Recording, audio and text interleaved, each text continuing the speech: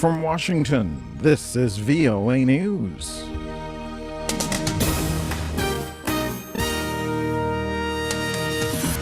The UN chief is to go to the Middle East.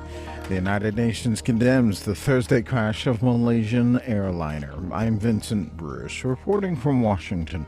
The UN Secretary General Ban Ki-moon will head to the Middle East Saturday to try to find a way to end the violence between Israel and Hamas militants.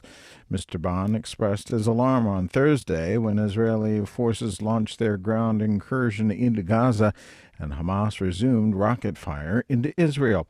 The UN chief said he regretted that despite his repeated urgings to seek calm, an already dangerous conflict had escalated further. UN political chief Jeffrey Feltman told the UN Security Council Friday that Ban Ki-moon is heading to the Middle East, however, gave no details. Israel's ground operation in the Gaza Strip has entered its second day, as Israeli troops backed by tanks, aircraft, and Navy ships strike an array of targets, including tunnels used by Hamas fighters. Israel's military says it has hit some 200 terrorist targets since the operation began late Thursday, including more than 20 tunnels used to infiltrate Israel and smuggle weapons and explosives. The military says more than 20 militants have been killed in the offensive. On Friday, UN Security Council members condemned the crash of Malaysia Airlines Flight 17 and called for a full, thorough, and independent international investigation. From the United Nations, VOA's Margaret Bashir reports. The 15-nation council responsible for international peace and security met in an urgent session Friday to discuss the downing of the Malaysian jet over eastern Ukraine. U.S. Ambassador Samantha Power told council members that the evidence indicates the plane was shot down. Likely down by a surface-to-air missile, an SA-11. Ukrainian envoy Yuri Sergeyev told the council that Russian-backed separatists have at least 2 of these surface-to-air missile systems. The question is, where they got this sophisticated air defense system from? Russian Ambassador Vitaly Churkin said the United States and other Western nations share blame for the crash, saying it pushed Kiev to escalate the crisis.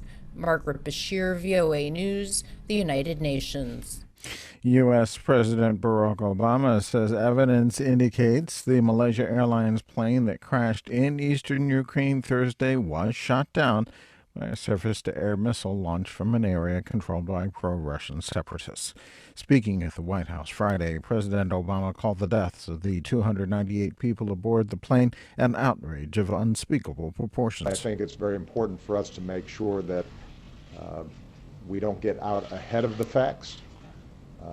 And at this point, in terms of identifying specifically what individual or group of individuals ordered the strike, how it came about, those are things that I think are still going to be subject to additional information that we're going to be gathering. U.S. State Department spokeswoman Jen Psaki told reporters Friday FBI officials and federal investigators are preparing to travel to assist in the investigation at the crash site. We have offered assistance to the Ukrainian government, including personnel and resources from the NTSB and the FBI, which the Ukrainians have accepted.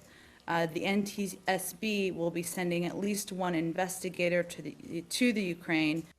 Gunmen believed to be Boko Haram militants reportedly raided a farming town in northeastern Nigeria Friday. Residents say gunmen stormed the remote town of Damboa in southern Borno State, killing dozens of people and burning homes. In stocks across the U.S., stocks were up across the board: Dow Jones, S&P 500, and the NASDAQ index. UN human rights experts are expressing concern about the widespread violence and discrimination to which women in conflict-ridden Central African Republic and Syria are subjected.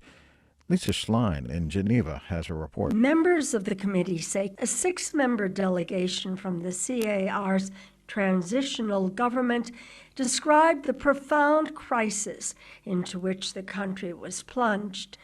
Committee member and rapporteur for the Central African Republic, Patricia Schulz, says it was surrealistic listening to this horrific litany of abuse. Schultz says the committee has urged the delegation to give priority to ending violence against women and impunity, and to peace and security. Lisa Schlein for VOA News, Geneva. South Africans have marked the first Nelson Mandela Day since the anti-apartheid icon's death by performing acts of kindness. Organizers urged the former president's supporters to spend 67 minutes helping others on Friday to mark Mr. Mandela's 67 years of public service. Some people volunteered in orphanages, while others have distributed handmade blankets to the less fortunate. More at voanews.com. I'm Vincent Bruce. That's the latest world news from VOA.